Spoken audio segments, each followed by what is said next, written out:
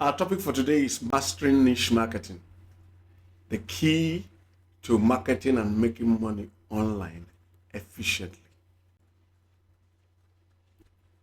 At the end of this video, you will have a clear understanding of what niche marketing is and why it's important. You will know who to sell to or promote to, how to do it, what to do to get the best results, where to do it, and more.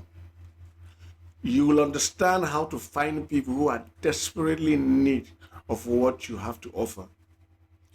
You will know what you can sell and what you can't even before you start, saving yourself headaches, heartaches, and money.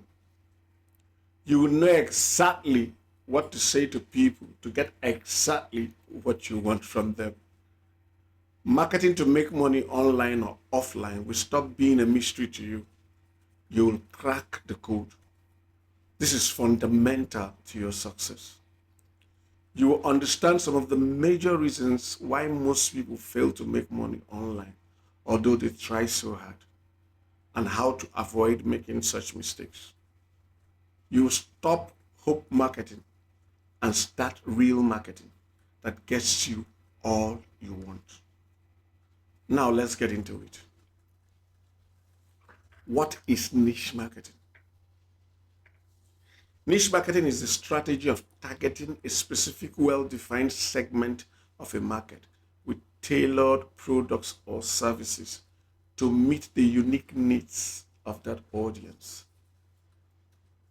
There is a hierarchy of the needs that we mention here. The needs here, there's a hierarchy to it. And the better you get to the depth of that needs hierarchy, to the depth of it, to the very bottom, the better your marketing and your results will be. So let me give you an explanation. You need protein. Yes, let's use protein. You need protein as part of your balanced diet for you to be healthy, because protein are the building blocks of life we learned in primary school.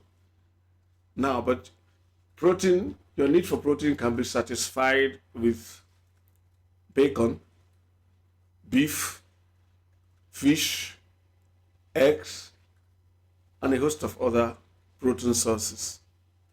However, what you want to use to meet that need might be meat, beef to be precise. You might want to satisfy your protein needs at a particular given point in time with beef. That's your want. Remember, the need is protein, which can be met with a wide range of things. Now your want is beef. I want beef. And that beef will satisfy your want and also satisfy your need, which is protein. But now we can go deeper. You might want suya, which is a form of beef. You may want suya to as your desire. That's what desire might be. Suya. And if we give you that suya would have met that desire, but also met your want for beef and also met your need for protein. Follow me. Then we can still go deeper. You want suya, but you want a specific type of suya, obalende suya. And now that is a deeper level of your desire. If we give you obalende suya, it will meet that deeper level of desire and meet the higher level of desire, which is suya, and meet your want and meet your what? Need for protein. But you can even still go lower, deeper, and say you want obalende suya from Musa. There's a special suya maker in obalende known as Musa. His own recipe is unique among even the obalende suya guys. That's the deep point of your desire. Now, because in your experience with Musa, when you were young, you were hanging out with your pals, and Musa is still selling the suya. It evokes memories, how you hang out, relax with his special drink. We have got to a deep point of your what? Desire. So when you are doing niche marketing and you target a group of people who have a specific desire, the more targeted the desire is, the deeper the desire, the better your marketing will be. And that's what niche marketing is really all about. How deep can you go and still have a good audience? Now, here are the key characteristics of niche marketing. You have a focused audience, like we told you. The audience are not people who just want meat. They want something deeper. They don't even just want protein, they want meat. But deeper than meat, they want suya. And deeper than suya, they want obalende suya. Deeper than obalende suya, they want Musa's obalende suya. And you can also see the other characteristic of niche marketing is that it gives a specialized offering. To solve the problem of the niche, there's a specialized offering. In this case, Musa's obalende suya. If you get the idea. Okay. Then the other thing is that there is a higher relevance. Remember, I said the characteristics of a niche marketing is focused audience, specialized offering. That's an offering that satisfies the niche audience. Then the last point is what? Higher relevance. Because you are targeting a specific desire, a group of people who have a specific desire, you make a better connection with them. Why do you make a better connection with them? You can speak to them at their deepest desire. So like if a group of guys who used to hang out at Musa's or Balende Suya spot, if you get them in a room or in a hall over the years and you start sharing stories, there will be a lot of things that ring true. You know, there will be emotional connection, nostalgia. That guy, remember that day we were eating and so happened. Now all those things will evoke emotional connections. And once you connect with people emotionally, it's easy to sell to them. Now, let me give you an example that is not, some examples that are not suya, so that you don't think your mind will not go to food fully and miss the point. I don't know how to say it. Okay, let me say it this way. Let's use another example. Shoe business. I used to sell shoes. Now, when we started, we were selling both male and female shoes, but we didn't have a good experience. So we now began to target. Now, we started targeting people who buy shoes within the range of $50 to $150 converted to Naira. So if you use today's metrics for it, you see that will cost between 85K to 250, 300,000 pairs of shoes. So the question is, what kind of people want it? We now began to dig in, and we saw a targeted audience. Guys who don't joke with their appearance, and usually they have beautiful posh cars, clean cars. They are upper scale guy, upwardly mobile. And so we targeted them. They are not just people who like wearing good shoes. They are people who like wearing good, comfortable shoes. They are also people who like wearing good, comfortable shoes that were durable and were well made. So you see, we're not just looking for anybody who just buys fine shoes. There are people who buy fine shoes that are not comfortable. Those who will tell you younger they pay. So those are not our class. And when we targeted, we began to get better results, and our messages to them became more relevant and resonated better with them, and we were able to sell better. Now, another example would be this one. I'm teaching you how to make money online from Nigeria.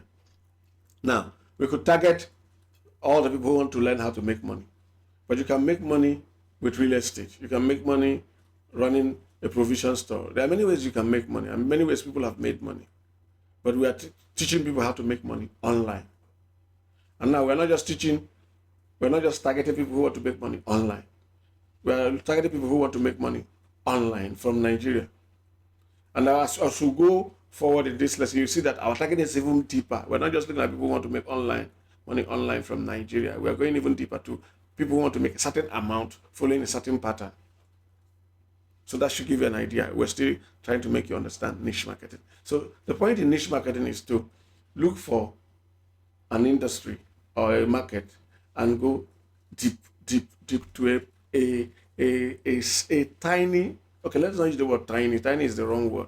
You get a subset of a group that is specialized, who have similar desires, who you can laser focus on what they need as solution, and then you provide it to them. Now, why is niche marketing important? It's important because it helps you, it reduces your competition. Think about it. Let's use our herbal industry example. If you want to sell protein, you say, I sell protein.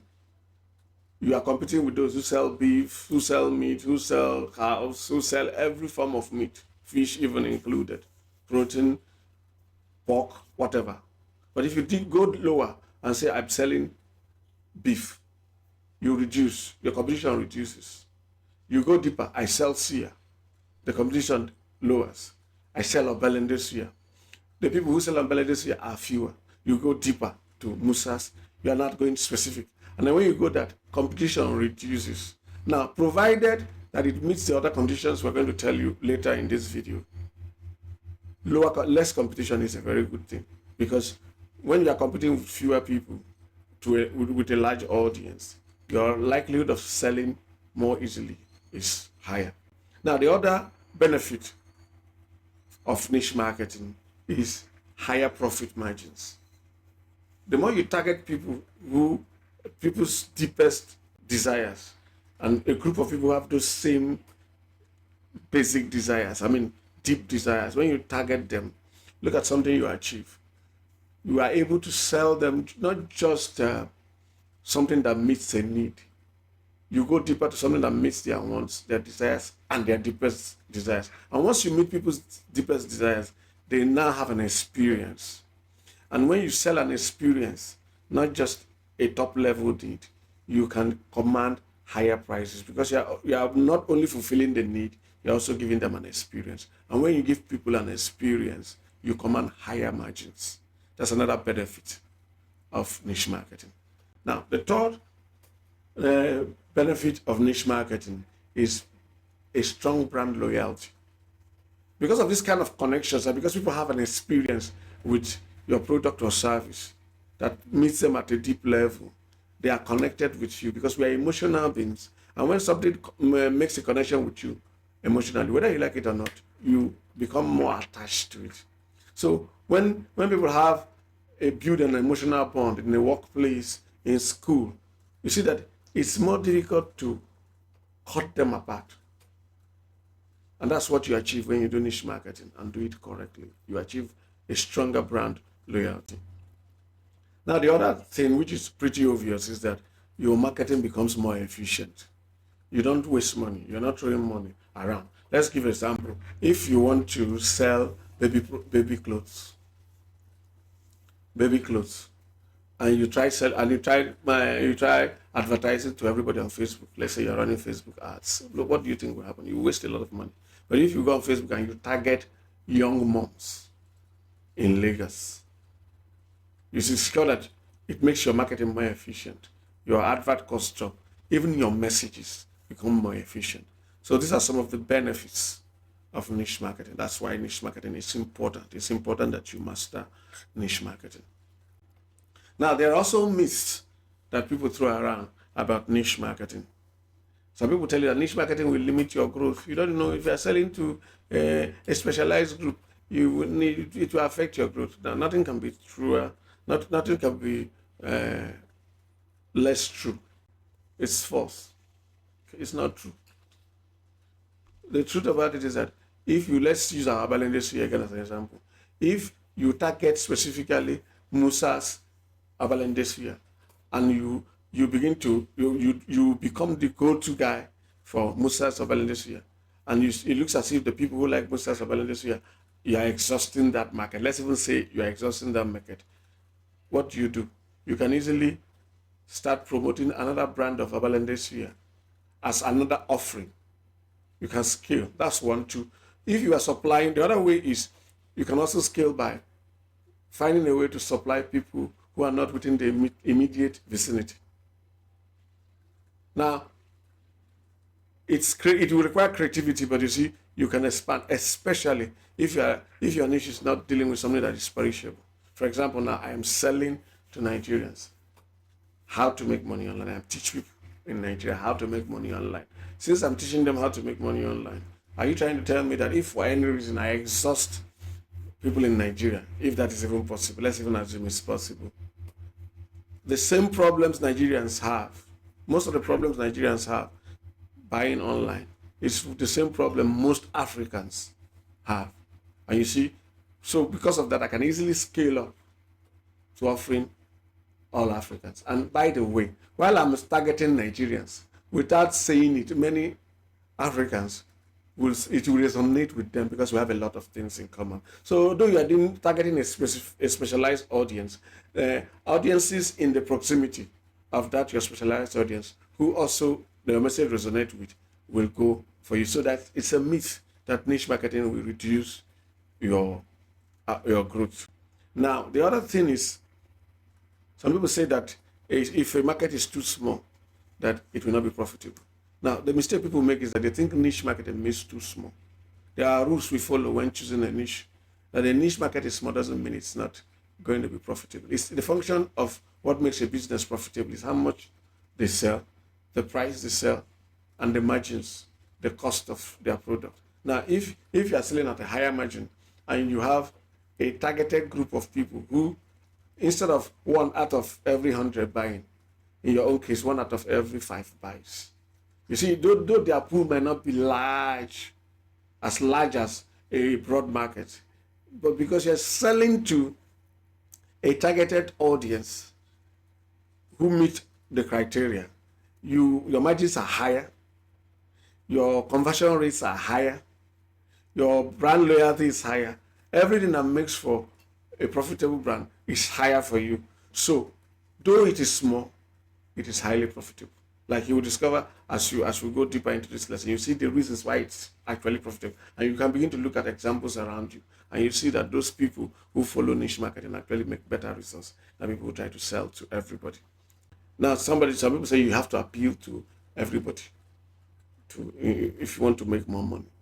Well, think about it, and think about those who are the most successful in their lines of business. They don't really appeal to everybody, especially those who sell products that are not commodities, products that have high profit margins, very high profit margins. They don't appeal to everybody. They appeal to a select group. That's why designer clothes are very expensive. Think about it. The amount you pay for a Tom Ford perfume is not what you pay for any nameless perfume. So the audience that can afford a Tom Ford perfume, how much? It's a smaller group. How many Nigerians, for example, can buy a Tom Ford perfume for $200? It already has cut many people off. But the people who buy Tom Ford perfume, the cost of producing a Tom Ford perfume, obviously you know it's not $200. The margin Tom Ford makes on each perfume, it says, is quite high. So though they are not a volume business, the margin per sale is very high. So you don't need to appeal to everybody to make money. You just need to appeal to the right people to make money. And that's what niche marketing is about. Now, I've finished module 1. It's your turn to go on the worksheet. We have a worksheet. Why have I created a worksheet and various worksheets for each of the modules? It's so that these things will be distilled in you. They are like workbooks, things you will do inside them. As you do them, this thing will become ingrained in you very well and become almost second nature to you if you really do it well. So I encourage you to do it. So if you want to get the worksheet and you are not already subscribed to my email, there's a link in the description and pinned comment below. Just click on it. You will go sign up, and you will get, as part of the goodies you will get the worksheet. Not just to this video, to other things I have to teach. There are a lot of things I teach as I take you on your journey from where you are to making $10,000 per month. So that's that. Now let's go to the next module. Finding and evaluating a profitable niche for you. That's the next module. Now, how do you find and how do you evaluate a niche to make sure it's profitable? Because if you pick a niche that is not profitable, you waste your time, you waste your money, and you only be disappointed and frustrated. So let's show you what to do. The first thing you're going to do, we're going to start from the you angle. There are some guiding questions you're going to ask yourself. One, what are you passionate about? What are you passionate about? What would you do if you didn't have to? In fact, if nobody has to pay you, what are the things you like doing? Let me use myself as an example. I love choral music. I love choral music. I can teach choirs to sing powerful songs, choral, contemporary choral music, all forms, classical. We do it. For the Lord God of me. I'll do it. I'll do Hezekiah Walker. I'll do John Pickey. I'll do the more recent guys. I love choir music. It's a passion. I can do choir music all night long. I can teach people, and I do it well. It's something I'm passionate about. It's something you don't have to pay me for me to have myself and my choir and my musicians rehearsing, playing. I love it.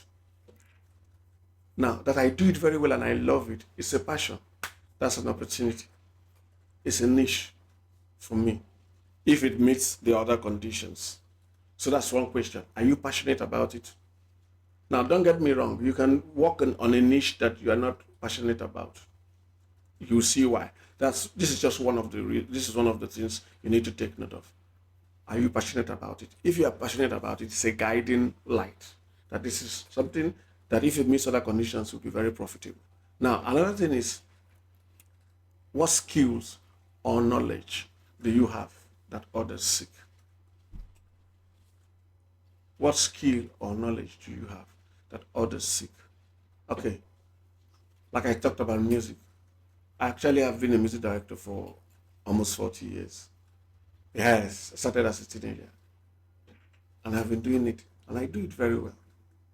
I know sometimes people ask me questions, Bros, how do we do this? And sometimes people say, our choir is having this problem. And I'll just be laughing. Because the problem, what they are calling a very complicated problem, is something I can give them in 1, 2, 3, 4. This is the solution. I've developed skill over the years. I've created programs. I've done things. It's a skill I have. And people ask me about it. Now, the other thing is, think about it. I have skill, teach on marketing, making money online. It's a skill I've acquired over the years. And I am a children's teacher. I teach children how to read. I can teach any normal child. Yes, we've developed a system. I can teach any normal child how to read, provided the child is up to 3 years old, how to read in 90 days, 1 hour a day, maximum. That's a skill. Now, you might have skill. You might be an architect. You might be a doctor. You might be a guitarist. You might be a drummer. Those are skills. Or knowledge. You are an experienced plumber. And you have been doing plumbing for years. You have knowledge that you don't even know. Let's say you are an HR manager and you've done it for many years. You have knowledge that people don't have. That's a guiding light. It's something you can turn into a niche. I mean, it's a niche that you can sell to, you can promote to, you can do stuff with. Then the other thing, guiding light, you should consider is, what do people ask you for help with? Can you help me with this? People come to you asking you questions about this. Can you help me with this? Can you help me with that? Can you help me with this? Can you help me with that? Like in my case, since the choir is, sir, look at this song is complicated. I don't know. How do we handle it? I cannot hear the alto part. I don't know. Is this the alto? Is this the tenor? And just laugh. Look at. Okay. And okay, let me listen to it. Oh no, you are missing the point. The parts are inverted here. The traditional parts that the sopranos sing are taken by the tenor. Since you notice, just notice. Now listen to it again and run it. Instead of going this way, why not go this way? If the kind of question people ask you is a pointer, like me, people ask me questions about music. People ask me questions about internet marketing. People ask me questions. Bros, your children, they don't go to school. Say yes. They never went to school. Yes. Yes. For those of you, since I'm teaching you get to know a lot about me. All my children were homeschooled. All. So people wonder, how did you do it? And they meet my children and say, wow, all my children are distinction level children. So what? How can you raise children who are all A+ students? first class students, and they were all homeschooled. So, bros, how is it? I'm interested to show you that people are really interested. A number of people around me have started homeschooling their children. So it's a guiding light to show you this is something that you can what? Turn to a business. So that's a guiding light. Now that is from your you perspective. There's another perspective that is beyond you. And that one is a side that is critical. If you miss this point, you're in trouble. If you check all these other boxes or some of these other boxes and this one doesn't check, these ones don't check, don't even bother. This is what the market is saying. This is what makes a niche profitable from a market point of view. Market demand. Are people actively searching for the product or service you want to offer? Or are they actively looking for solutions to their problems within this niche or the problems you have identified within this niche? Are people actively trying to solve those problems? If they are actively searching, there is market demand, fine. Go ahead. That is one box checked. Another box that must be checked. Even though they are actively searching for solutions, are they able to pay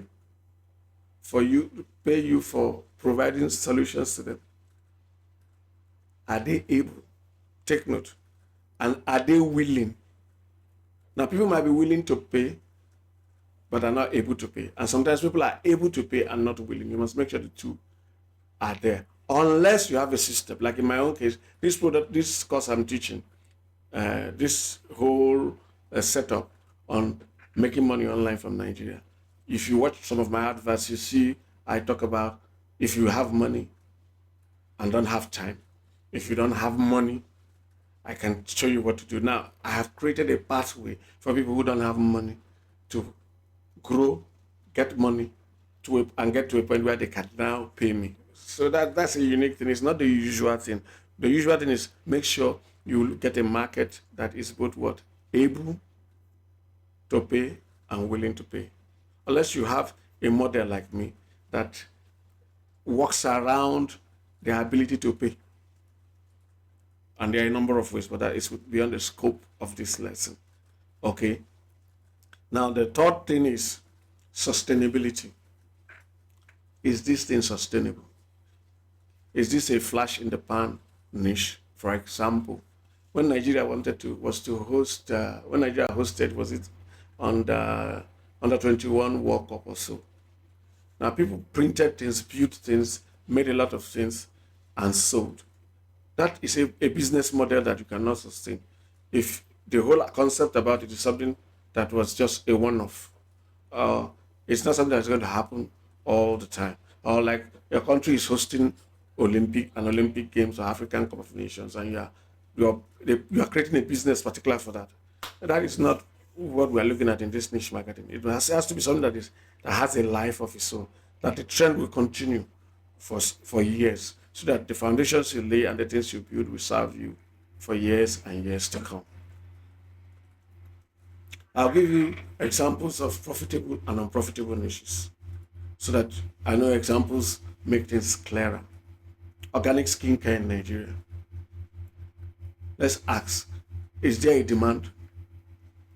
Yes, there is a demand. There are many Nigerians who are looking for chemical-free skincare products. They say they want organic stuff. These chemicals can be harsh on your skin. Just look around. Stay among middle class, high class women, and people most of them talk about organic, fine. So there is a market demand for it. Is there willingness to pay for it? Yes. The people who demand in Nigeria who are talking about organic, most of them are middle class, higher level, working class women, rich women, mostly. And they can afford to pay. They are willing to pay once they are sure of the organic product. So that checks that box too. Is this sustainable? You bet. Why? Skincare is an ongoing concern. People want to always take care of their skin as long as they live. So if you set up a business, a niche market around this, you are sure that as long as you're delivering value to your customers, that business can actually outlive you.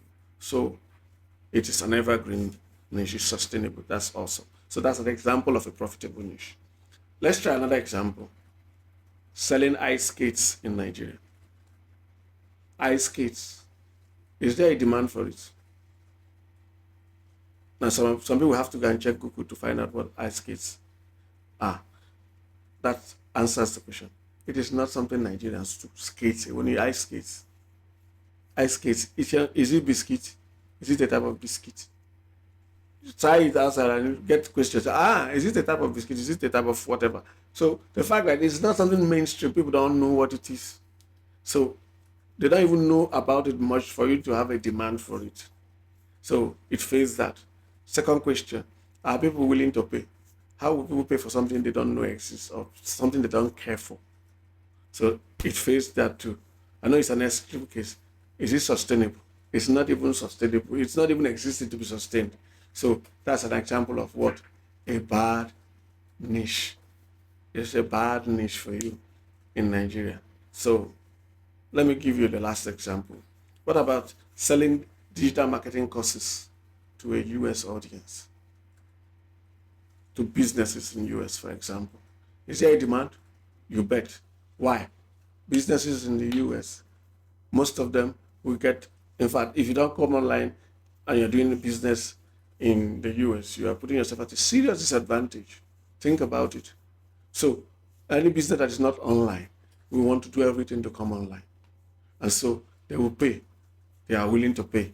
So that answers the second question. They are willing to pay. Actually, it's business cost. If it makes me more sales, I will happily pay.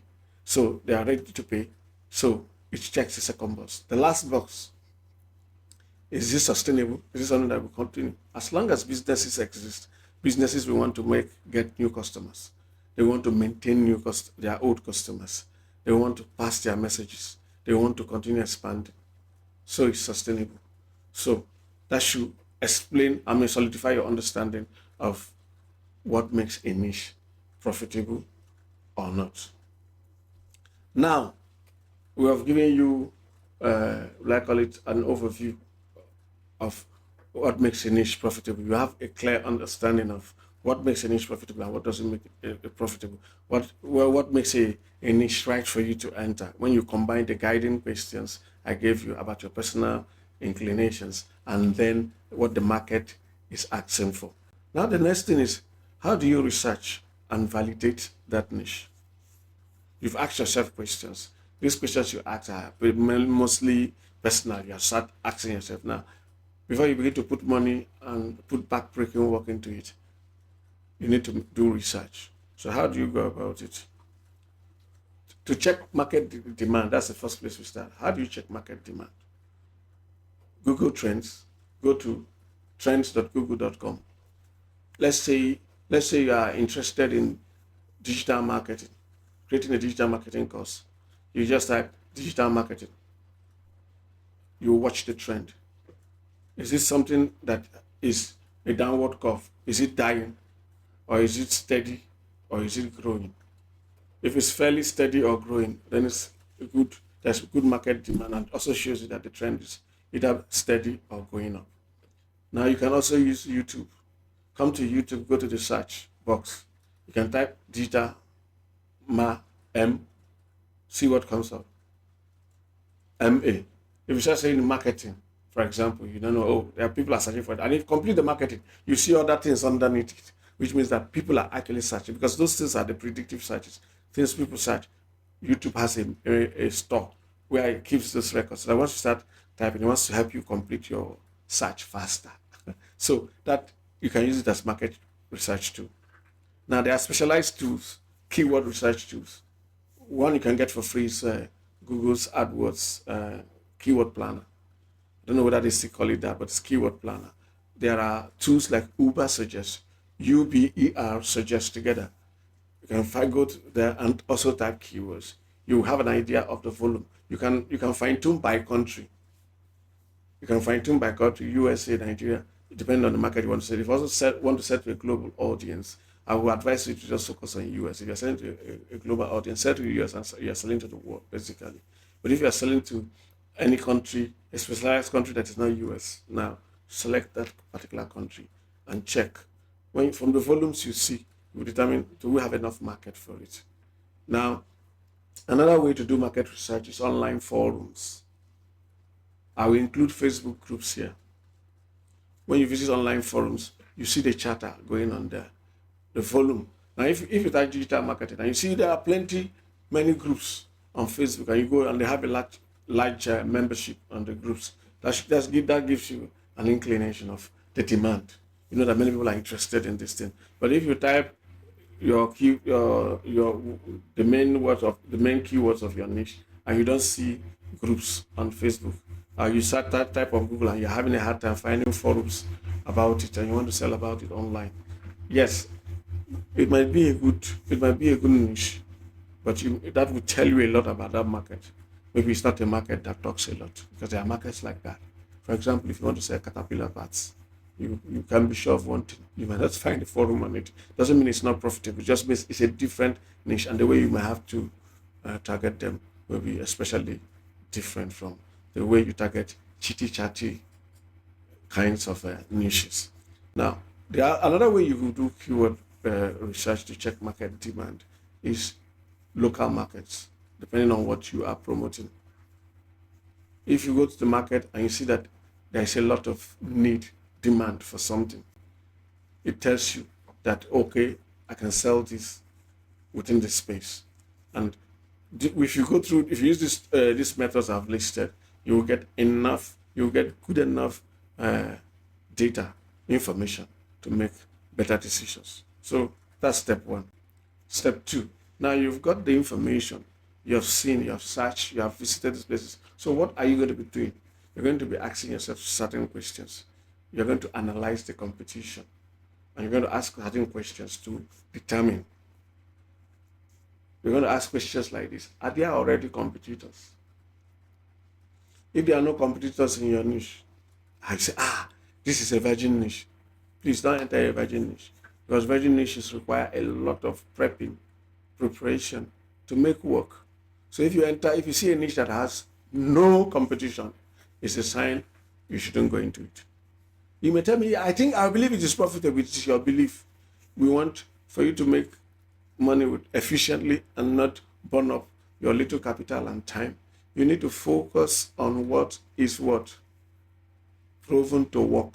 And one of the ways you prove that a market is already making people money is that there must be people already on ground in the market.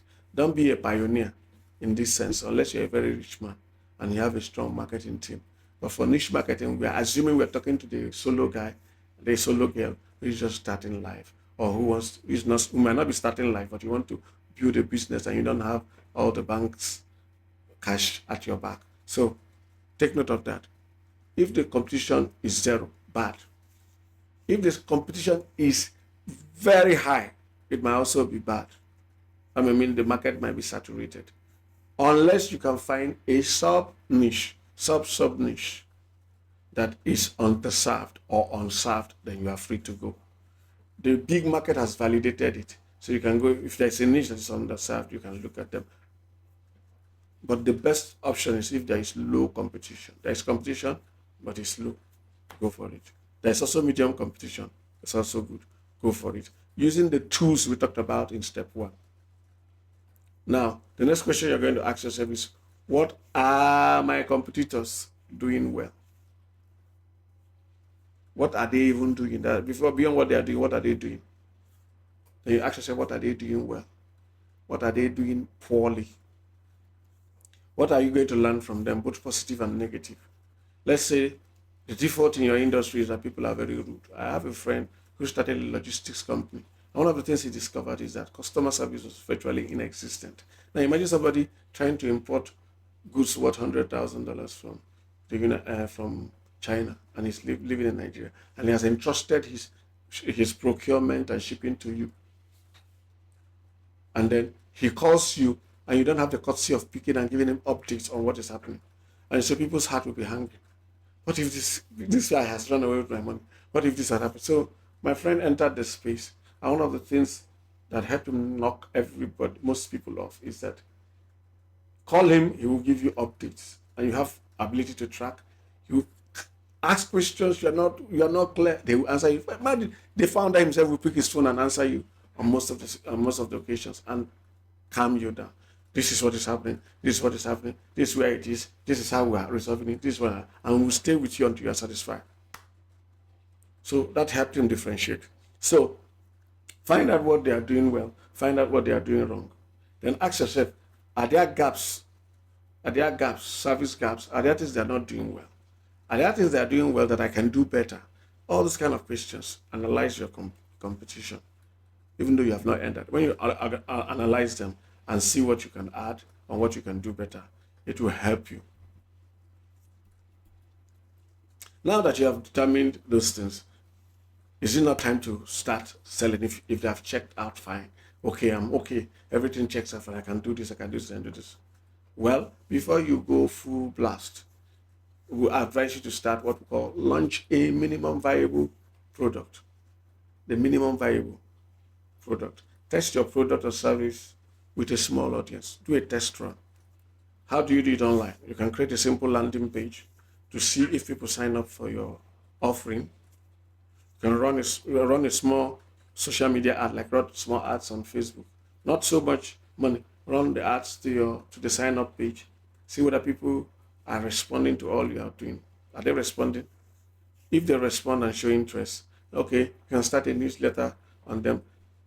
From there, you can when they sign up, you are delivering something to them. You can ask them questions, begin to get feedback from the real market.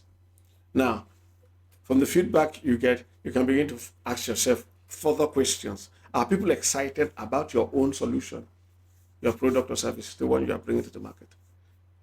Are they excited about it? Are they willing to pay? Because your price might be higher, because you are differentiating yourself. Your price might even be lower too, but are they willing to pay for yours? Not for the others, for yours. Now you can also find out with that what features they value most, because you might think that what people value most is SYZ when it is ABC. Find out. Like there was a time people did a test and they were checking. They saw one of the best-selling restaurants in Ore. And they were wondering. People now went and did the research. Why do you think that restaurant was the best-selling restaurant in Ore? Had a lot of clients. Whenever some people are traveling, that's where they go to. So I asked, what do you think was the reason? I guess by default you would say the food. But when they did their research, they found that it had nothing to do with the food. Why that restaurant was the one that was flooded with people. So they had the best toilets, the cleanest toilets. Now that I've said it, think about it. If you are traveling from Lagos to the east, and if you have done that before, and you have gone to some restaurants that have very bad toilets, and you really need to relieve yourself, you can tell the story. Ask people who have the story. You understand that you can quietly buy gala, even if their food is not good, if their toilet is super. You know you'll not get that toilet infection by going there. So you see, when you engage the real audience, a restaurant, by default, a restaurant is supposed to, what will make a restaurant sell in this area to this niche is the quality of their food, how wonderful their food is. But by asking real users, travelers from Lagos to East, they discovered that it is the toilet that matters most to them. When people stop here, their biggest concern is the state of the toilet. So we give them the best toilets, and our food is by the way. Of course, their food, it's not as if they will make their food bad, but it's called that the future they desire most was a clean, well-maintained toilet. So you see, that's what market research does for you, and if you do it correctly. Now, when you have gathered this information and you have found out what your market really prefers and needs, you now can do a pre-sale of the product or service before you investing heavily. Now, it depends on how expensive your product is. That will determine what segment or what size. Because like Steve Watt said, you can determine the scope of what you are going to release. So you now go and start borrowing money, taking loans from banks, and enter into the business and then discover it has failed. Or even use up your savings for something that is not worth viable. Remember, minimum viable product. The minimum you can use to test the market. And if the minimum viable product is well packaged, you can raise the capital to run the business. Then before you now start putting more resources and more time into it. There's an African proverb that says, you don't test the depth of a river with both feet. You tip your feet a bit and you take it back. You tip one leg, you don't put two. If you put two, it means you're at the bottom if it's a deep river. So take note of that. Now, the next thing we're going to be talking about is understanding your target audience deeply.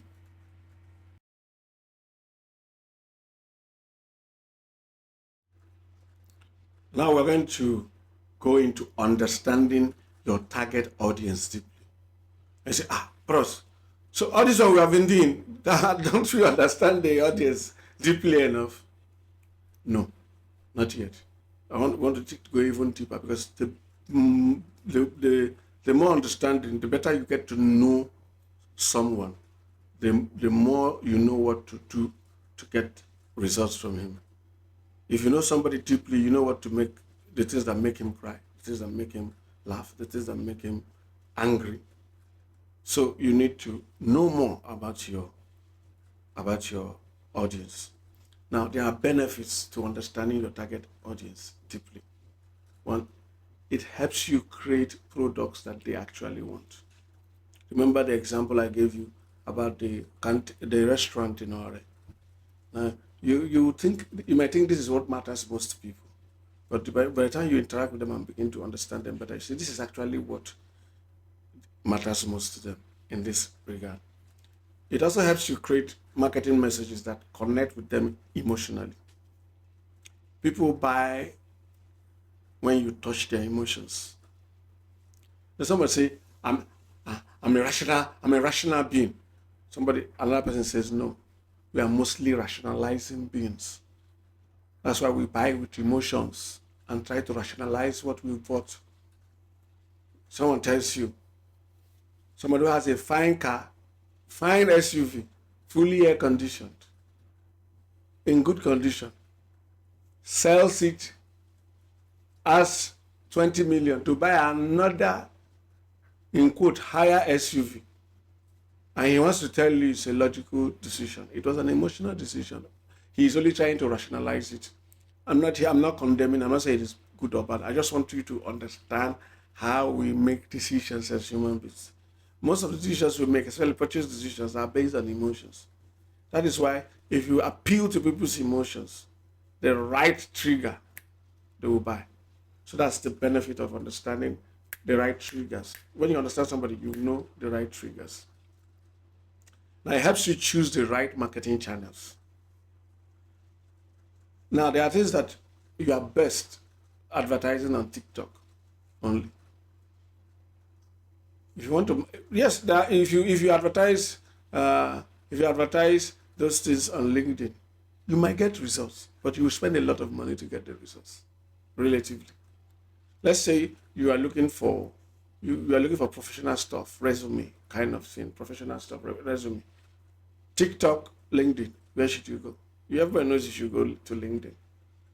So you want to deal with higher level, so level class professionals, and you want to target them. LinkedIn is your place. Now, between TikTok and YouTube, if you have to pick one, which one should you do this? So when you understand your audience deeply, you will know where they hang out and to the degree they hang out. And if you even want to, if they hang out in multiple places, you know how to approach them in different places. For example, the same audience, if they are on Google, the same audience, if they are on Google, there's a way they behave that might be different from the way they behave on YouTube and different from the way they behave on Facebook. For example, when they are on Facebook, they might be in party mode, socializing mode. And when they are on YouTube, they might be in research mode. And when they go on Google, they're definitely in work mode most of the time. So it is the same, even if it's the same audience, and you know they hang out in multiple places. Understanding them deeply will know what part of the audience you are meeting at what point. Like, I am a man, I am a father, I'm a businessman. The way you approach me in my house is not the way you approach me in the office, and it's not the way you approach me when I'm on YouTube. They are different. It's still the same person, but there's a professional face, there's a house face, there's a church face, all those kind of things. Now, the more you understand this, your audience, to the point that you can know deep things about them, you know how to choose your marketing channels. And even when you're on those channels, to know how you package your messages for them on each of the channels.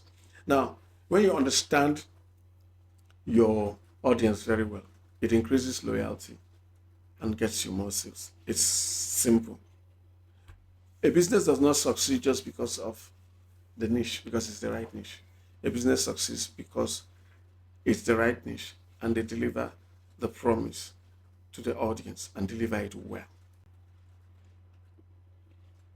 Now let's look at examples and failures, and examples of failures and successes.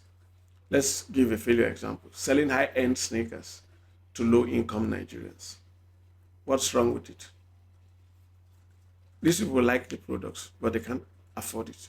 You're selling advanced canvas to people who that one canvas is maybe their 3 months salary. Does it make sense? Now, you may see the person wearing his brother's shoes outside, and you think he's your target audience, and you miss the point. But when you understand deeply, you know that this boy likes Shakara. When his brother is not around, that he flexes with his brother's shoes. So when you know that he's not the one to target, but his elder brother. Then those understanding, and even if you want to target him to convince his brother to buy a particular pair of shoes, you now know you are changing the message. Now, when people mistarget, it leads to bad results. They don't get sales. Now compare this to a woman who is selling weight loss coaching program to busy American working women. They will understand that this woman struggles. Most of the time she eats bad food, and doesn't have time. So she creates a strategy where she designs a 30-minute workout plan. In fact, there's one I saw for men in their 50s and above, and I actually got interested. Say 7 minutes a day. I said to show you I'm interested, but when I'm through with this project, I'll just go and I start doing it. But it's stuck in my brain because it appeals to me. The message stuck to me. I don't want to go to gym and do weightlifting and do dumbbells for 40 minutes. I don't think I want to do that. But I want to be in shape. If I can get ripped, I will appreciate it. And the man says I can get something beautiful with 7 days and 7 minutes a day, and has a plan over 50 days. I am sold. So when you do that, you get a high result, high engagement, and high sales, because you are what? Solving a real problem in a way that the audience what? Appreciates. Now, to understand your audience deeply, you need to what? Define them. When you define them effectively, you know all you need to do to sell to them and sell to them properly. And there are 5 key elements that you have to take note of. That's the 5 key elements of your ideal customer. We look at demographics, psychographics, pain points, buying behavior, and preferred communication channels. You'll notice that some of the things I've said, this might have contained some things I've said before. But yes, some of them might even be repetitive. But now it gives you, we're getting to a point where you now begin to draft this out. And at the end of this, you will discover that you have a clear picture. It will be like a person in your mind. So that when you're writing your messages, it's like you're talking to one person. As if you have somebody in front of you and you're talking to that person. Now, demographics refers to age, gender, income, education, location, those kind of information. Psychographics talks about interests, values, lifestyle, beliefs, and the like. Pain points, what's their biggest struggle? What's the biggest pain they're dealing with within that niche? It's not, if you're selling shoes, you're not going to be looking at the pain points they have in their marriage. That's not your business. It's a pain point within the niche. Then buying behavior. Where and how do they shop? Like when we were trying to sell shoes to men and women, we discovered that women who buy high-end shoes actually love, part of the joy for them is going to the physical shop, sitting down, chatting, and flexing. And it made a difference. So if you're selling to women, selling high-end shoes to women, having a shop, valet people who attend to them, creating an environment. Ah, madam, are you here? Well, giving them royalty treatment might be what they want. Whereas if you're selling to men, high-end shoes, and they are very busy professionals, you might know that what might matter most to them, like we found out, is delivering to them at their convenience. They say, sorry, I'm about to take a flight. I won't be at home. Say, where are you now? I'm at the airport. When is your flight? My flight is leaving in the next 1 hour. My boy will be there in the next 35 minutes. Wow, I love that. Because, I actually was thinking about where you just made his day. He doesn't want to go to the shop like maybe the woman who is buying high-end shoes. So the buying behavior will give you a lot of information to frame and put your message and your offering. Then their preferred communication channel, like we talked about. Now, there are people who don't even come online. There are markets that, yes, although it's changing a lot, but there are still markets that are preferably converted over a table. People want to talk face to face, book an appointment and talk face to face. There are still markets like that, but everything, most things are going online. But what is their preferred communication channel? Social media, email, word of mouth. You must understand. When you understand that, you'll be able to what? Make better sales. Now, let me give you some real life examples. Let's say targeting Nigerian mothers for organic baby food brand. What demographics will you look at? We'll look at women between the ages of 25 and 40, middle class, living in urban areas. Let's say they're living in Lekki. You will not be targeting women living in Afurubin. Because those women some of them don't even know what organic food is. Talk less of thinking about it for their baby. That's not their concern. Their concern is the cheapest food they can give their children. But this woman, the demographics that are talking about organic food, they are comfortable people. It's not people who are struggling to buy the normal regular baby formula that you have in your stores. They are comfortable people. They are usually between the age of 25 and above 40. Of course, you will not be targeting women in their 50s. Women in their 50s are not having babies. You get the idea. You look middle class, there are people who can afford specialized food products, and they live in urban areas. Now, psychographics, they are concerned about their baby's health. It's paramount to them. They don't want their child to develop any sickness from food.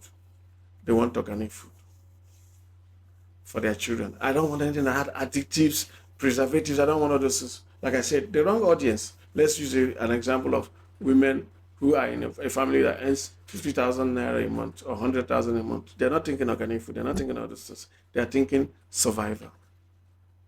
So, pain points.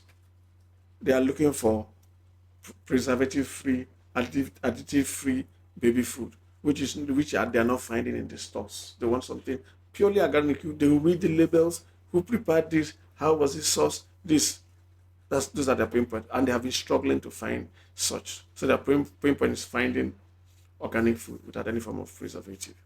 What is their buying behavior?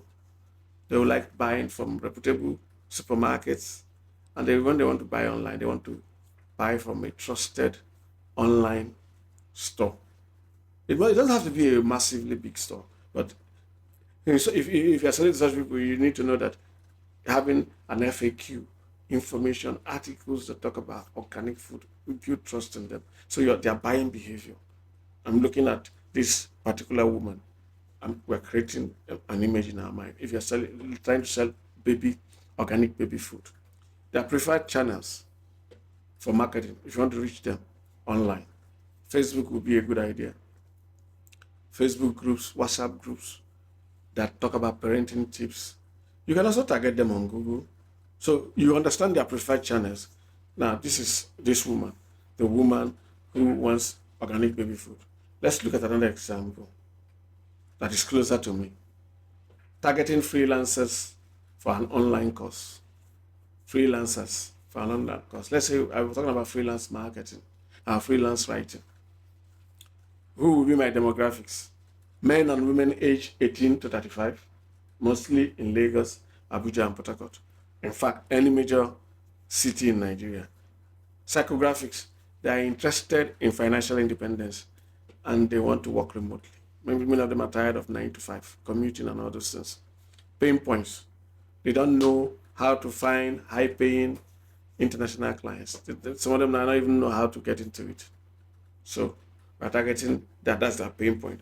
Remember, we're trying to show you how you create what? Have a clear picture of the person you're selling to. What is their buying behavior? One of the buying behaviors is they spend a lot of time on YouTube learning skills.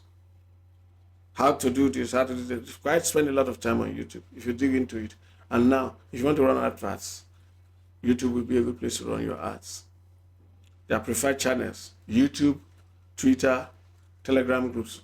If the person is a writer, you know that they will be high on places like Twitter, depending on places on LinkedIn, depending on their specific niche preference. So now that we have settled that, we need to conduct market research to understand that audience.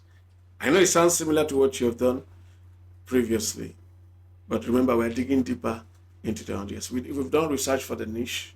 Now we're doing research for the word audience. You do Google search. Search for forums, blogs, and news items on your niche. That's how you gather information about that audience. You're learning more about the audience by going to things they do. Those people who created those forums and blogs have already gone before you, so you get a lot. Then you do what we call social media listening. You monitor Facebook groups, scroll through, go on Twitter. If you can find influencers that really target those niches on Twitter and Instagram, look at what is happening. Read the comments. See what ticks people off. See what makes them happy. See what makes them generates a lot of comment and all those things. You understand that. Then now do a competitor analysis. Study what the top businesses in that niche are doing. We say something like that. But now look at it from the point of view of what they are doing for their customers specifically. Now, having done that, we're now going to go to the reason why we have done all those things. We are going to create a customer avatar. You may hear some people say customer profile or customer persona. They are the same thing. It is a detailed profile of your ideal buyer. It makes marketing more personal and effective. Because once you finish creating this, you will give that person a name, and it's like you are talking to one individual.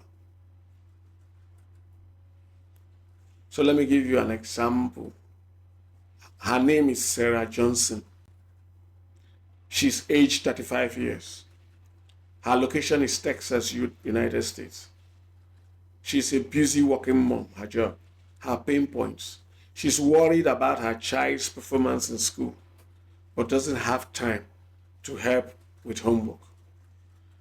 Her buying behavior: she prefers online solutions and trusts recommendations from parenting blogs. How to reach her: Facebook ads targeting parents, email newsletters with free study tips. Once you understand your audience deeply, you can create better products and marketing messages. Now let's do that. Just a minute. I'm going to use my own product, Zimego Niche Marketing, Niche Wealth System, as an example. So who are the people I'm trying to reach? I'm trying to reach people, Nigerians, who want to make money online. Is that everybody? No. There are people who want to make money online, are ready to work. Are people who are ready to build a business over the course of 24 months, who are interested in targeting this amount, 10K a month. That 10K a month will give them financial freedom. Now let's go. Where am I likely to find those people in abundance? If I want to pick a location, by default, I will pick Lagos. Port Harcourt works, Abuja works, Enugu works. All those major cities in Nigeria, just put them. That's location. Age group: those who really do my course very well, I'll put them between the ages of 25 and 40. That doesn't mean that there won't be outliers from these ages, but this is my ideal customer. Now the next is somebody who makes enough money to pay for my course, or somebody who is willing to do the work to make enough money to pay for my course. Thereafter, the question is, what will be this person's buying behavior? I look at this person. This person is searching for how to make money online on TikTok, how to make money online on YouTube, how to make money online on Google. It gives me a clue. This person is looking at different things. How do I make money online? So I now create a product that meets their needs. As I understand my audience, don't forget, one of the problems, their pain points is they don't have money. Many of them, their pain points is they don't have money. A large chunk of them don't have money. So how do people who don't have money pay you? That's why we talk about tailoring your offer to match your customer needs. Now, these people who don't have money, what do I do for them to be profitable to me? I have to create a system that takes them from willing but not able. Remember that lesson. People who are willing but not able, I have to create a system that takes them, all I need is your willingness. I show you how to start making money online, giving you practical tips. There was a video for that will take you to that point. And when that person gets to that point, because he wants to grow to $10,000 per month, he can now pay me. So I have a sub-segment, those who don't have money at all, those who have money and can pay for my course, get go. Those ones are who is my target audience? The people I'm reaching for now to sell, if I'm selling a product, it's people who have money to pay. These people who don't have money to pay will form a sub-niche that I'm catering to in a different way. Yes, I know all of them might be watching this video, but as you go with us in this course, hopefully you have signed up for the worksheet. You will see the progression of how we begin to shift people into their own clusters. These are people who don't have money. We'll give them things. These are people who have money to start. We'll give them their own things. These are people who don't have time but have money. We also give them their own stuff.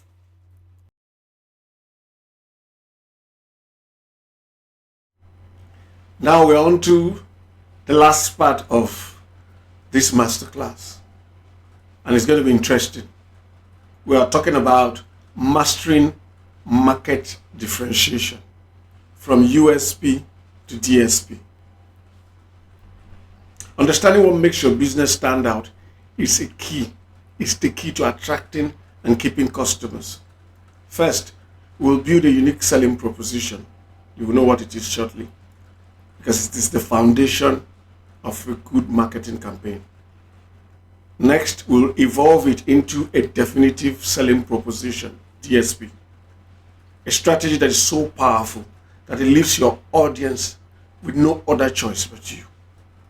I actually learned it from Barry Marshall, a very brilliant marketing mind. Crafting your unique selling proposition. A unique selling proposition is a concise statement that defines what makes your business distinct from others. It answers the question, why should we buy from you and not the others? Why should we buy from you over your competitors? Why does a strong USP matter? It matters because it differentiates your business in a crowded market. Remember when I talked about there are a lot of people selling different things. If many people are selling the same things, and then for you to stand out, you must have a kind of value added stuff, something that makes it stand out. It differentiates your business, and that message must be captured in your USP. It clarifies your message. A strong USP clarifies your message, making marketing more effective. You don't wake up to new things. Okay, let's talk about it like this. Your USP guides you in your messaging so that your messaging is consistent. And when your messaging is consistent, your audience won't be confused. It also builds brand loyalty and increases conversions. When a message is consistent on the same theme all the time, people who are interested are pulled in. And when they are pulled in, your business has been set up to meet that need. People are happy because you are delivered according to your USP, and it creates brand loyalty. Your conversions increase. You even get better word of mouth because you are focused on a given part of it, part of your segment in the market and you're delivering it excellently, as captured by your USP. If you actually do that, which we believe you will do. The last benefit of a good USP is that it provides focus for your business strategy. Your business strategy is going to be clear. If your priority is making sure your customers don't spend more than 5 minutes in your shop, they come quickly and leave. You've settled everything. You've set up your system that way. If that's part of your USP, don't spend more than 5 minutes processing your transaction with us. And then you see that unconsciously, everything, because you are focused on that, everything about your business decisions will be driven towards making sure your customers finish everything about their transaction within that 5 minutes. So those are reasons why a strong USP matters. So what are the characteristics of a strong USP? Clear and concise. Strong USPs are usually clear and concise. They don't make vague promises. We are going to give you value added services that uplift your business. That's not a USP. If you are selling digital marketing, somebody can a good USP is will give you 10,000 leads in 90 days. That's something tangible, something measurable, precise, concise. It is specific, related to precision and conciseness. Specific. It focuses on what sets you apart. Just what sets you apart. Not the other things that are a given. The things that you expect everybody in the industry to just do by default. No, that's not the focus. Because that one is a given. It focuses on the extra, that which sets you apart. Again, it is benefit driven. It shows the customers how your product or service is going to improve their life. It doesn't talk about feature. We have 24/7 machines that run behind the clock doing this. No, your customer doesn't care. All they care to know is that once you put in your coin in a machine, whatever the time, you will get power. The benefit to them is what they care about. They don't need the details about the technical jargon behind. And a strong USP doesn't talk about the features. It talks about what? The benefits. It is memorable. Let me use some word that all of us here in Nigeria would not. MTN, everywhere you go. It's simple, but it's just trying to tell you that as far as you're in Nigeria, MTN boasts that they cover everywhere you are. Well, let's not go into whether they're fulfilling it or not, but everywhere you go, that's their USP. It is relevant. A good USP is relevant. It solves a pressing customer need. If what you say is not relevant to the target audience, it's not a good USP. So those are characteristics of a strong USP. So let me give you some examples. Tech repairs. Get your phone fixed in under 30 minutes, guaranteed. For e-commerce, farm fresh groceries delivered to your doorstep in 24 hours. Clear. See, everything is clear, precise, focused, all the things we mentioned earlier. Let's say a streaming service. USP. Watch unlimited movies and TV shows anytime, anywhere. Let's look at a financial tech company, fintech. Send money across Africa instantly, no hidden fees. Those are real world examples. Now that you have looked at real world examples, let's go about crafting ours or crafting your own. If you want to create a good USP, a strong USP, you need to answer the following questions. 1. What unique benefit do I offer? Ask. Keep asking, what is the unique benefit you offer? What major problem do you solve? How am I different from competitors? Why should customers buy from me instead of someone else? What core values drive my business? Those are critical questions you have to take your time to answer. Let me use my business as an example. What business am I talking about? Zimego Niche Wealth System, that we are all about on this, how to make money online. We are focused, what unique benefit do I offer? Let's take it. The unique benefit we offer is that we will teach you, take you by the hand, and train you until you get to $10,000 per month.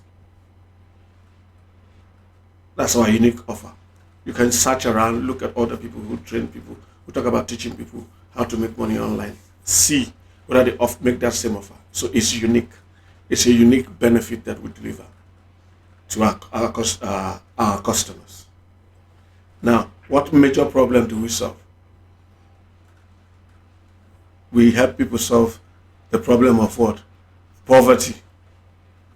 We take people from having no money to making $10,000 per month. That's financial freedom. So we solve the problem of what?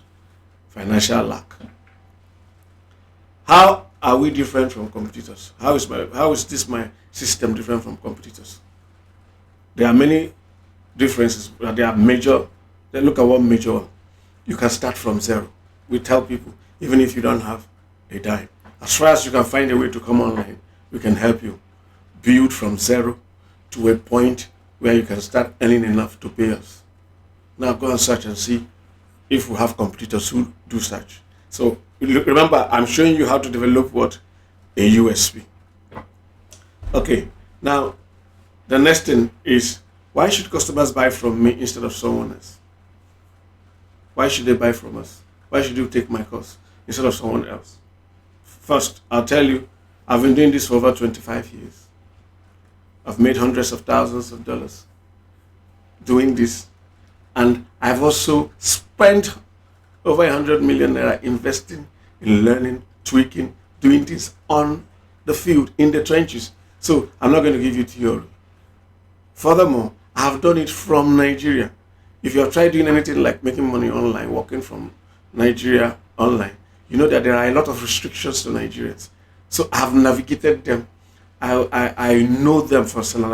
I will tell you what to do in whatever instances. This is how you navigate this. This is how you do this, because I've done them. It has become second nature to me. I've given you one reason why people should buy from me instead of what? Someone else. Like a man in the US selling the same course. He wouldn't treat you. He won't solve this problem that is peculiar to Nigerians for you. That's just what I'm just doing this quick top out of my head. The other thing is, when we get to DSP, you will see even more reasons, but I don't want to leak the secret here, so it will spoil the lesson in front. Now, finally, what's the core value? What are the core values that drive my business? One of the core values that drives my business is lifting people out of poverty. My core value in life is I grow people. I believe that's my purpose, one of my main purposes. I grow people. I can tell you here that most of my former employees, those who really work well with me and work long, are all doing fine. Most of them are doing millions a month. Now, it's my core value. I believe that when people stay with me and associate with me, they should live better than they were. That the things I have, the skills I have, as long as they're interested in them, should rub off on them. It's a core value for me. So I'm not doing this just for money. I'm doing it because it's what gets me excited. I like, so, oh, look at that guy, he's doing very fine. You see me telling stories about people. That guy, he used to work for me. He's now, making some billions in a year in his business. His business is pulling a lot of money. So people look at me. Shouldn't you be happy? Why are you happy that somebody's doing so well? He's even doing much better than you. Say, I'm happy. It's my value, just who I am. So it's part of my core value. My core value, another part of my core value is that I'm going to be with you in the trenches. I won't leave you. I don't believe that people should be left when they are committed. That people need a helping hand. So that's another core value that drives my business. As long as somebody is willing to be helped and ready to work, he needs help. But if you abuse the help too, part of my core value, the negative part, is that you need to be cut off. That you do not cast spells to swines. Those who are very close to me know that I cherish those things. If you want to help, I'll go out of my way to help you. If you abuse it, I'll cut off from you. Sharp. And people wonder, wasn't that the person helping? So these are core values. Now, I've moved it into my business. So it should be reflected in my what? In my USP. As we go further, if you pay attention, you'll see that these things are reflected. You know why I'm taking time to explain this thing like this is that if you are drawing a USP for a business that you run, that a business is close to you starting off, The closer it is to your core values, the more real it will be, the more authentic you will be. Don't go and run a business that is far from your core values, or you set it up in such a way that is far from your core values. It will not ring true. It will not be real. Okay. Now, as wonderful as USPs are, and as important as they are, there's a problem. USPs, by the way, did I tell you what it's a USP is? In case I didn't tell you, it is unique selling proposition. That's what the USP. So that you not, USP means what? Unique selling proposition. So let's go back to, there's a limit to what a unique selling proposition can do. It has its limits. And that's why we're introducing you to the power of a DSP. A DSP is definitive selling proposition. The other one is unique selling proposition. This one is definitive selling proposition. I told you I learned it from Perry Marshall. It's a very brilliant mind.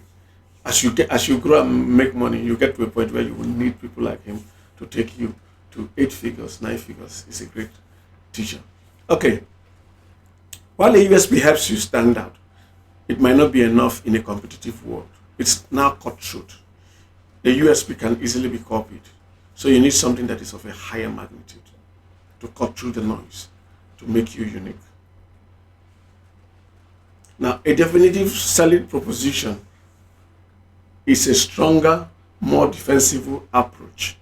Instead of just highlighting differences, it does more than that. One, it creates extreme differentiation. Your competitors cannot easily copy your offer, especially in a country like Nigeria where copycats are plenty. But people just need to wait for your business to make some profit and say this business is profitable. The next thing they start doing is, you see copycats springing up, copying what you're doing. But if you have a DSP, a strong DSP, it will be difficult for people to copy your business. Even if they try to copy, everybody will see this is inferior, because they will find it difficult to match your offer.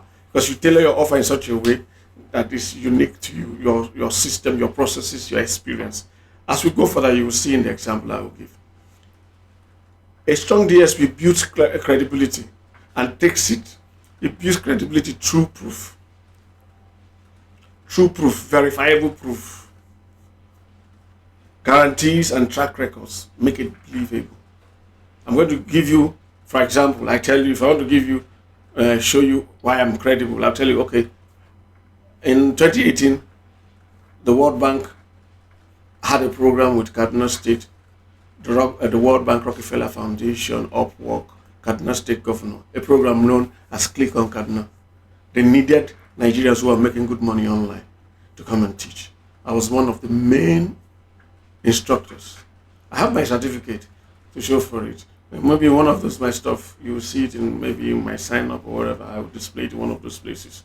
So that is extreme proof. I tell you, well, I am good in what I do, and I've done it so well and produced awesome results that the World Bank thinks I should teach people in my country. And the Kaduna State government, that caliber, and I did it at Kaduna Poly. It was about 7 days or so. So that's my track record. I can go further to say, look, go to a site known as this, shawimporters.com. I can tell you the story of how we were sitting on a table in Czech Republic having a brainstorm session. And one of my guys walked in asking me a question. And he sat by me and I said, bros, this thing. I said, that was the program I organized for you. You didn't come. Well, we talked about so. Well, to cut a long story short, he said, I'm interested. By the time we explained this to him, he started the business. Shaw Importers is on track to make up to 5 billion naira in revenue, not profit though. There's a difference between revenue and profit. 5 billion naira in revenue for the year 2025. I'm telling you that, but we sat at the table. So, and I can tell you, go call him, go to his site, call him. His name is Tochukwu Nkwacha. He will tell you. These are stories. So, I have taught people who have gone on to do great things for themselves. When you come into my cycle, I can point you to people who used to work for me, who are now doing over 1 million naira monthly and more, quite a number of them. But because of their private kind of life, I wouldn't want to talk more about them. But you see, I have a track record. I can pull testimonials from these people, verifiable. I can even go further and say, go to Upwork I've left it for many years. But go to Upwork, search my name. My name is Chimes Rimadimba, and see how much I made while I was there. So these things are things you can verify. The more verifiable your proof, your guarantees, your testimonials are, the more credible you'll be. Let's go back.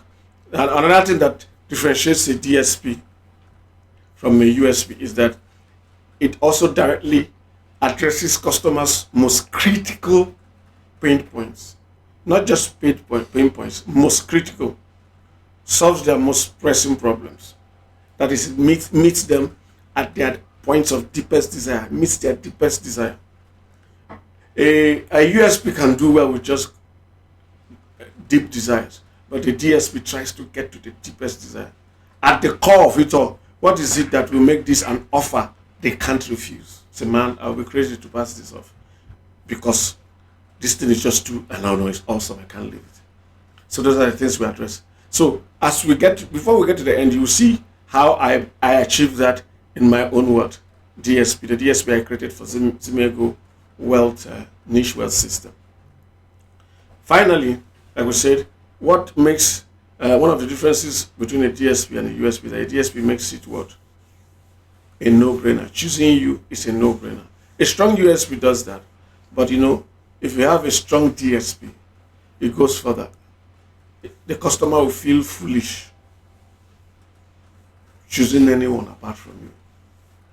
In fact, if he tells his friend, this person does this, and they verify what he said is true, and he went ahead and chose someone else, we'll say, oh boy, share your head correct, so you have this and you're going for this. It will just be like night and day. Now let me give you examples. An example of a weak USP versus a strong DSP. A weak USP. We provide the best digital marketing services. Even it's not that, even that is a very weak USP. But look at the strong DSP. We guarantee 10,000 leads in 90 days, or we work for free.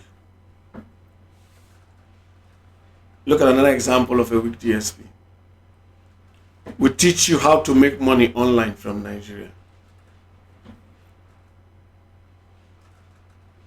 That's a weak DSP, USP rather. But look at the strong DSP. We teach and guide you to make $10,000 per month online from Nigeria in 24 months, or you get a refund, and we mentor you for free until you do. Let me read it again. We teach and guide you to make $10,000 per month online from Nigeria in 24 months, or you get a refund, and we mentor you for free until you do. By the way, that's my DSP for my business, Zimego Niche Wealth System. Now, if you want to make money online and you want to make up to $10,000 per month online, I bet you the only concern you have is this thing really true? Is this person genuine? These are the questions you ask. And if you confirm this is true, this person is genuine, he has the capacity. You don't even need to confirm he has the capacity, because it's a no-brainer choice for you. I hope you're getting my drift. If you're getting it, let me know in the comment section. Or if you got it, since we are not live, drop it in the comment section. And if you have a question, also drop it there. I'll read through at least the first 100 or so and respond. Now that I've explained this, we're going to get into crafting your definitive selling proposition. That's your DSP.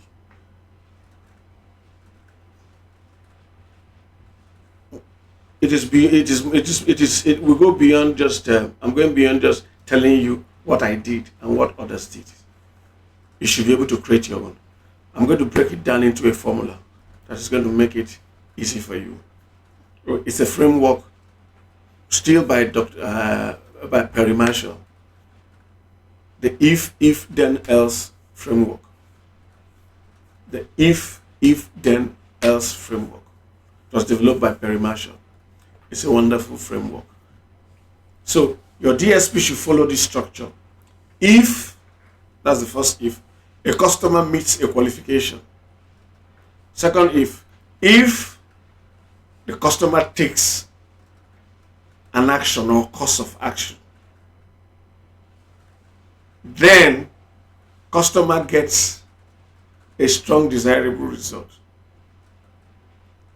Or else, if he doesn't get it, you assume a risk in a bold way. A painful risk, a tough risk. Now, your customer must meet a qualification. Your customer must be expected to complete the course of action. Then there's a promise. But in the unlikely event that the promise is not delivered, you take a position that is both painful and hurtful to you and your business. That's the way you make the customer know, I have skin in this game. It is economically not beneficial for me to not make you succeed. Because if you succeed, I make profit. But if you don't succeed, I don't just go my way, I make a heavy loss. Human psychology, we are very reciprocal beings. When somebody is doing so much for you, unconsciously you feel indebted to him. So remember I told you, marketing, if you want to get good marketing results, you are going to make sure you appeal to people's emotions. And this kind of things really show people, this guy is serious. So myself, I got to be serious. So let me give you an example of it. Using an e-commerce grocery delivery service. They operate online, but they deliver grocery services. Now, I didn't say I know this, but just a make-believe stuff. Maybe there's a company that does this, but it's just something I made up in my mind. If that's the first condition, the qualification. If you need fresh groceries delivered within the city, that's the first if. If you place your order before 3 p.m., that's the course of action the customer takes. Then we guarantee same-day delivery. Okay, what if it doesn't happen?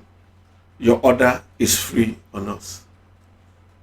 If, then else. Very strong. It's a simple formula, it's a simple framework. But if you follow it, and with all the past lessons you've learned, Module 1, Module 2, Module 3, you bring all of them, knowing your customer, understanding your audience, understanding the market, and you converge all of them to answer these questions correctly. You create a strong DSP. Here's example 2. Example 2 is my Zimego niche wealth system, because I've used it a number of times in this masterclass. So look at us using the if, then, else framework.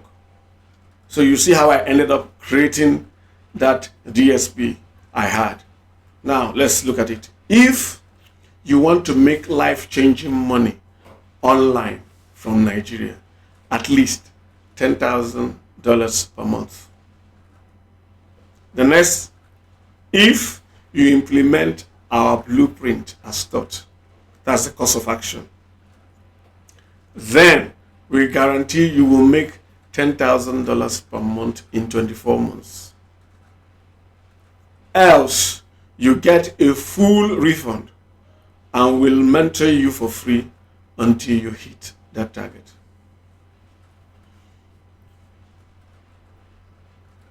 Now, to make your DSP strong, there are questions you ask to arrive at that point you just saw. Is it specific? If you say we help people make money online, it is weak. But if you say we help Nigerians earn their first $1,000 online in 90 days, or we refund your money, that's strong. Again, consider the if, then, else. Consider all the previous lessons, the lessons you've learned in the previous modules about your audience, about your customer avatar, about the market, about the demands, everything. Everything is coming to head in this module. Now the next question is, does it eliminate competitors? You ask questions like, what do I offer that my competitors can't? Still using my Zimego niche wealth system. What do I offer that my competitors can't? Well, how many of them can offer training somebody for 2 years and giving him a full refund if he doesn't hit the target, and then training him for free until he does? Now, I know this one would have set signals. Would my business fold if I do that? No. Remember, there's a qualification. If the person wants to make at least $10,000 per month. If the person wants to make $2,000 per month, it's his business. Once you teach him and the person has got $2,000 a month, though you can do 10, he has fulfilled his target and he has left. Also remember that there's another if he carries out your blueprint as what? Taught. Because that means the blueprint has been designed in such a way to ensure that it what? Delivers that amount. That brings us to the second question. What systems or guarantees make my claim unique? My blueprint is a system that guarantees that result. This unique result, I have a system for it. How many will have my system, my exact blueprint that takes people from zero to $10,000 per month if they follow my system? How many of them? So it makes it unique. There are guarantees that make my stuff unique. Look at it. We will give you a full refund and mentor you until you get to this point. And then behind it, there's a system that makes that guarantee natural. If somebody follows this. Okay. Now the last of the three questions, core three questions you're going to ask is it backed by proof? By proof will mean testimonials, reputations, case study, and data. Can you show past results to increase credibility? So you not just create a DSP that you cannot back by proof. I can be if somebody is close to me, I can pull up earnings report. So wow, this guy has earned this. Even if you begin to do research on the World Bank training program we handled, by the time you go to the site, they use one of my earnings certificate as their advert. So it's you have proof. That's what I'm trying to say. So don't create a DSP on a guarantee or something that you cannot back up, you cannot prove. So because you want to sound nice. Somebody said, I'll teach you how to make $10,000 per month. Have you ever seen $10,000 in your life? If you have not seen $10,000 in your life, how can you teach somebody how to make such an amount? So make it something you can back. You can back up. Okay? Now that we have created our DSP, we are now going to turn it into a marketing weapon. Once you have crafted your DSP, you're going to use it on your website headline. You're going to use it on your landing pages and sales funnels. You're going to use it on your social media bios and ads and posts where they make sense. You're going to use it on content you publish wherever it makes sense. You're going to use it in your email marketing campaigns. Now that's a lot. How do you do all these things? That's why this is a blueprint. I've got you up to DSP, definitive selling proposition. See how long it took me to get you to this point. I hope you go back and review it. I hope you go through the worksheets and go through them very, very well. But you see, these other parts, these are moving parts of a blueprint. I'm going to teach you how to do it, how to use it on your website, how to do it correctly, and other things. But for you to do that, you need to sign up for awesome mentoring if you have not already. If you already have access to the worksheets, you have already signed up. You understand? Like I said, it doesn't matter if you don't have money. Our entire blueprint will take you from zero to a point where you have enough money to feed yourself, take care of yourself, and then be able to pay for the next level. Our system also caters for you if you already have money to start and you just need a proven system. Our system also caters for you if you have money but you don't have time. You need done for you packages. We have a system that handles all those. So don't fail to subscribe. The link is in the what? Description below. And don't forget to do your homework, your worksheets. Make sure you take it seriously. Success will not be thrown at you. The people I've told you who succeeded with me, who have worked with me, who did find their workaholics, they work hard. I just pointed them in the way. They earned it by themselves. I didn't do it for them. I showed them what to do when I needed to show them. Some of them have gone up, specialized in their niches that if I have challenges in those niches, I call them and I ask them. They have grown beyond what I taught them. So I expect that of you too in your own niche. But you're going to start somewhere. Sign up. Sign up. God bless you. Have a great life. I will see you in my next video.